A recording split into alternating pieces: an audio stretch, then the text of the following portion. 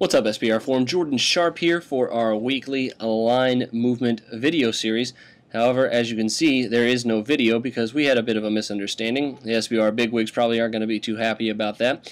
They could just give me a slap on the wrist, or I could have to spend the day rubbing suntan lotion all over the prick's hairy back. I hope it's not the latter.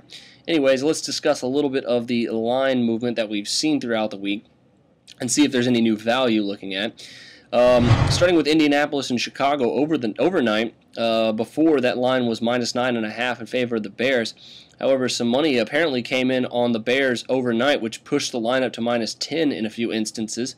However, Colts, the public's still very heavy on the Colts at 61.5%. Another line we've been looking at is the New England and Tennessee line.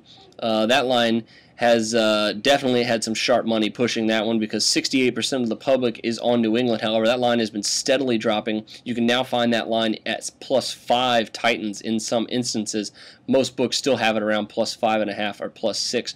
But that one is my upset watch of the week. I think there's a very good shot of Tennessee upsetting New England in that one. And them taking points looks like a pretty good bet from here. Another one we've talked about a lot is Washington and New Orleans. That line, of course, opened all the way back in the summer at +10 Washington and has been pushed down to +7 in some cases.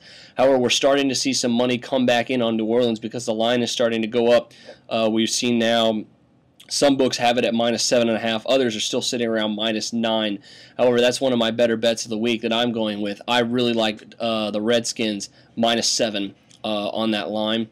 And finally, one that we've seen a lot this week is Seattle and Arizona, and that one has a lot of uncertainty to it right now because of Marshawn Lynch's status for the Seahawks. The Seahawks came in -3 in most cases. However, we're starting to see that line dip a little bit because Lynch's status is uncertain. He missed his last 2 preseason games. He has been either not practicing or practicing on a limited basis all week. And if he does not go, that seriously affects you guys who took the early money laying a few points with Seattle on the road.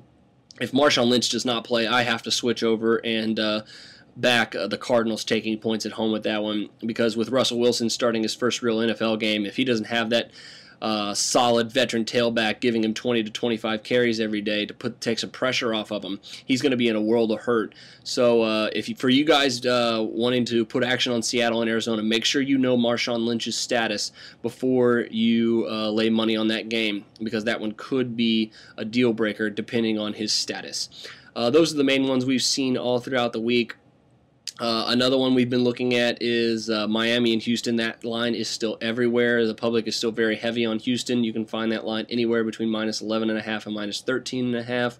But I personally am laying off that one. So that's the line movement we've seen throughout the week. We'll be with you next week for the Sharp Pick video series. Hopefully we'll have video both times. But until then...